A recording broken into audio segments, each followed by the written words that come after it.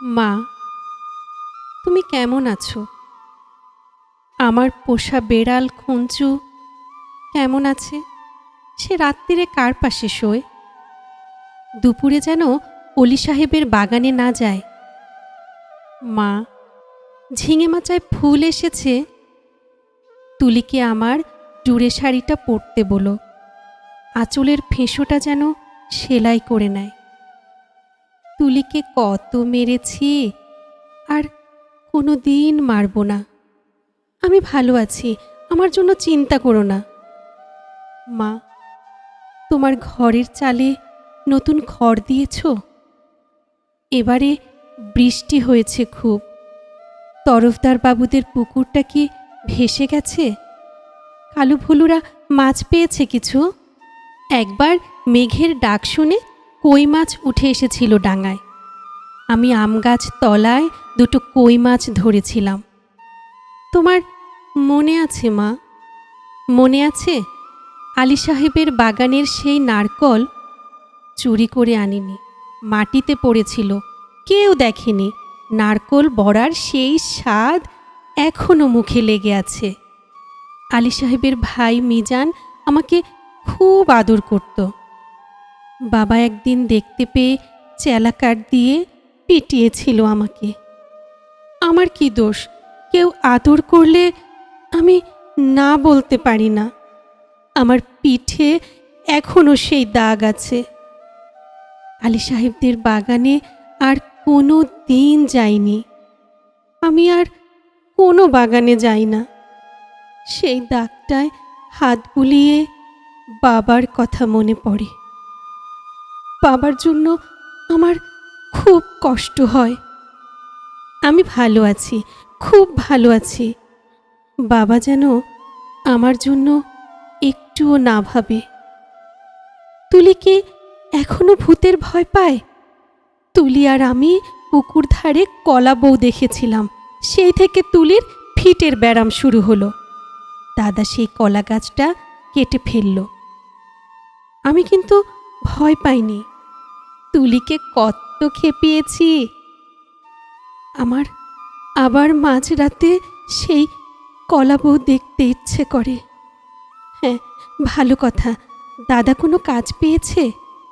নকুরবাবু যে বলেছিল বহরমপুরে নিয়ে যাবে। দাদাকে বলো, ওর উপর আমি রাগ করিনি। রাগ পুষে রাখলে মানুষের বড় কষ্ট। আমার শরীরে আর দাগ নেই। আমি আর এক ফোঁটাও কাঁদি না। মা, আমি রোজ দোকানের খাবার খাই। হোটেল থেকে দুবেলা আমার খাবার এনে দেয়। মাংস মুখে দেই আর তুলির কথা, কালু ভুলুর কথা মনে পড়ে। তোমাদের গ্রামে পটল পাওয়া যায় না। আমি আলু পটলের তরকারি খাই, পটল ভাজাও খাই। হোটেলে কিন্তু কখনো শাক রান্না হয় না। পুকুর পাড় থেকে তুলি আর আমি তুলে আনতুম কলমি শাক। কি ভালো, কি ভালো, বিনা পয়সায়। কোনো দিন আর কলমি শাক আমার ভাগ্যে জুটবে না। জোর হাওয়া দিলে কলাগাছের পাতা সরসর করে ঠিক বৃষ্টির মতো শব্দ হয়। তাই ভাদ্র মাসে তাল পাকে, টিপ টিপ করে তাল পড়ে। বাড়ির তাল গাছ দুটো আছে তো। কালু তালের বড়া বড় ভালোবাসে। একদিন বানিয়ে দিও। তেলের খুব দাম জানে, তবু একদিন দিও। আমাকে বিক্রি করে দিয়ে ৬,০০০ টাকা পেয়েছিলে। তা দিয়ে একটা গরু কেনা হয়েছে তো। সেই গরুটা ভালো দুধ দেয়। আমার মতো মেয়ের চেয়ে গরুও অনেক ভালো। গরুর দুধ বিক্রি করে সংসারের সুসার হয়। গরুর বাছুর হয়, তাতেও কত আনন্দ হয়। বাড়িতে কন্যা সন্তান থাকলে যত জ্বালা। দুবেলা ভাত দাও রে, শাড়ি দাও রে, বিয়ের জোগাড় করো রে। হাবলু, মিজান, শ্রীধরের থাবা থেকে মেয়েকে বাঁচাও রে। আমি কি বুঝি না? সব বুঝি, কেন আমায় বিক্রি করে দিলে তাও তো বুঝি। সেই জন্যই তো আমার কোনো রাগ নেই, অভিমান নেই। আমি তো ভালোই আছি, খেয়ে পড়ে আছি। তোমরা ওই টাকায় বাড়িঘর সারিয়ে নিও ঠিকঠাক। কালু ভুলুকে স্কুলে পাঠিও, তুলিকে ব্রজেন ডাক্তারের ঔষধ খাইও। তুমি একটা শাড়ি কিনো, বাবার জন্য একটা ধুতি, দাদার একটা ঘড়ির শখ। তাকি ও টাকায় কুলোবে? আমি কিছু টাকা জমিয়েছি, সোনার দুল গড়িয়েছি।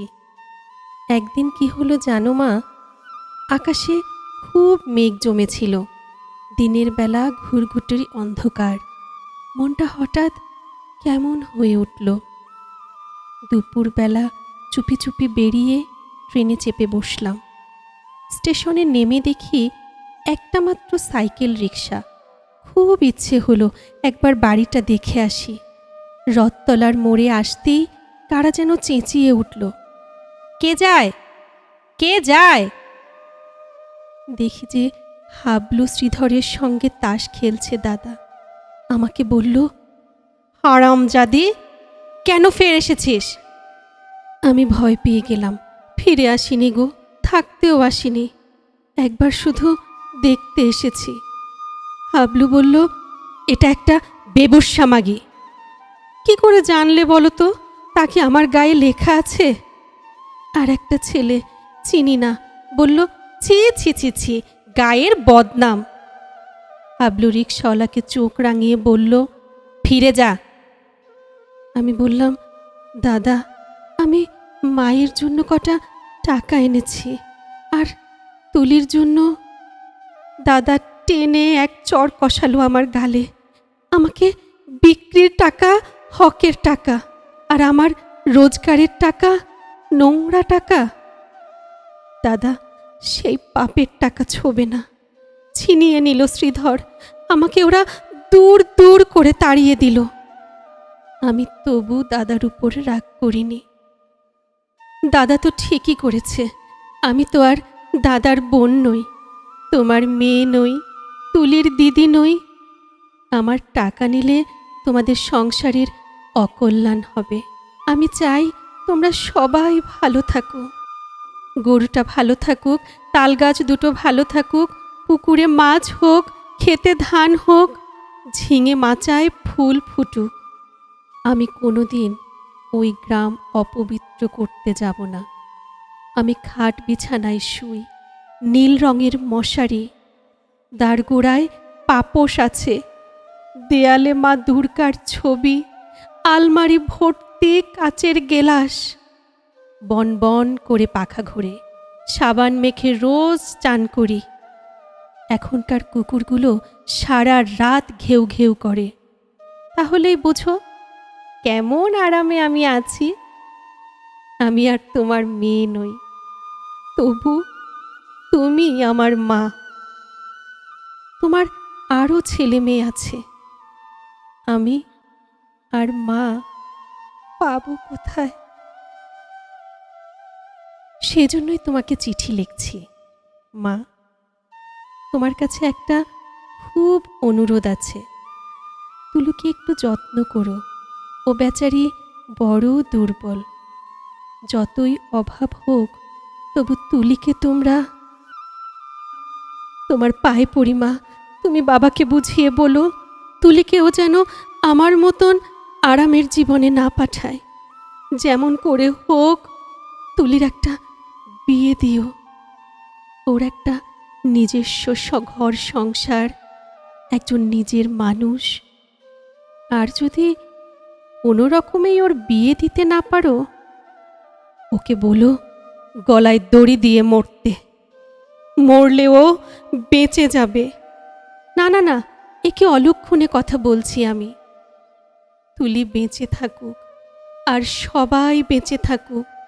তুলির বিয়ে যদি না হয়, না হোক। হে ভগবান, গরিবের বাড়ির মেয়ে কি বিয়ে না হলে বাঁচতে পারে না? বিয়ে না হলেই তাকে গ্রামের সবাই ঠোকরাবে। দু পায়ের জোর হলে তুলি কোথাও চলে যাক, মাটি পেরিয়ে, জলা পেরিয়ে, জঙ্গল পেরিয়ে, আরো দূরে, যেদিকে দু চোখ যায়। এমন জায়গা নিশ্চয়ই কোথাও আছে, কোথাও না কোথাও আছে, যেখানে মানুষরা সবাই মানুষের মতন, আঁচড়ে দেয় না, কামড়ে দেয় না, গায়ে ছ্যাঁকা দেয় না, লাথি মারে না, যেখানে একটা মেয়ে শুধু মেয়ে নয়, মানুষের মতো বাঁচতে পারে। মা, তুমি আমার মা। আমি হারিয়ে গেছি। তুলি যেন আমার মতো না হয়।